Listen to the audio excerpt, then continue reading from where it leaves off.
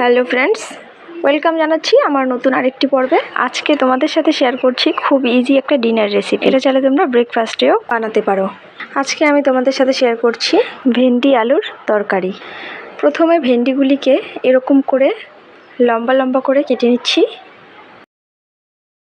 এখানে আমি আলু কেটে নিয়েছি ছোট ছোট করে লম্বা লম্বা করে, আর কেটে নিয়েছি এখানে বড় সাইজের দুটো পেঁয়াজ কুচি কুচি করে কেটে নিয়েছি। এখানে বড় একটা টমেটো ছোট ছোট করে কেটে নিয়েছি। সব কিছু ভালোভাবে ধুয়ে নিয়েছি। একটা প্যান বসিয়ে দিয়েছি, প্যানে দিয়ে দিচ্ছি তেল। তো তেলটা গরম হয়ে গেলে দিয়ে দিচ্ছি ভেন্ডি। মিডিয়াম ফ্লেমে ভেন্ডিগুলি নরম হওয়া পর্যন্ত ভেজে নেব। ভেন্ডিগুলো ভাজা হয়ে গেছে, এবারে তুলে নিচ্ছি। বাকি তেলের মধ্যে ফোড়নের জন্য দিয়ে দেব 1 চামচ গোটা জিরে। ফোড়নের সুন্দর একটা গন্ধ বেরোলে দিয়ে দিচ্ছি কেটে রাখা আলুগুলো।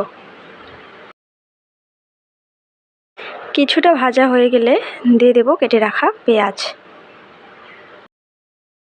মিডিয়াম ফ্লেমে 3 থেকে 4 মিনিট আরও ভেজে নেব। এরপরে একে একে দিয়ে দিব কয়েকটা কাঁচা লঙ্কা, কুচনো টমেটো, স্বাদ মতো লবণ, হলুদ গুঁড়ো। এবারে সব কিছু ভালোভাবে মিশিয়ে নেব। টমেটো নরম হওয়া পর্যন্ত রান্না করব। এবারে একে একে দিয়ে দিচ্ছি ভেজে রাখা ভেন্ডি। আবারও 2 থেকে 3 মিনিট ভালো করে ভেজে নেব। 1 থেকে 2 মিনিট নাড়াচাড়া করার পর এতে দিয়ে দিচ্ছি জিরে গুঁড়ো, 1 চামচ ম্যাগি মশলা। মশলাটা যাতে ভালো করে মিশে যায় সবজির সাথে, এর জন্য 2-3 মিনিট আরও ভেজে নেব। এদিকে খেয়াল রাখতে হবে ভেন্ডিগুলো যাতে ভেঙে না যায়। এবারে দিয়ে দিচ্ছি 1 কাপ গরম জল। যতক্ষণ না জলটা শুকিয়ে আসছে ততক্ষণ ঢেকে রাখবো হালকা আঁচে। তো এবারে অন্য একটি পাত্রে তুলে নিচ্ছি।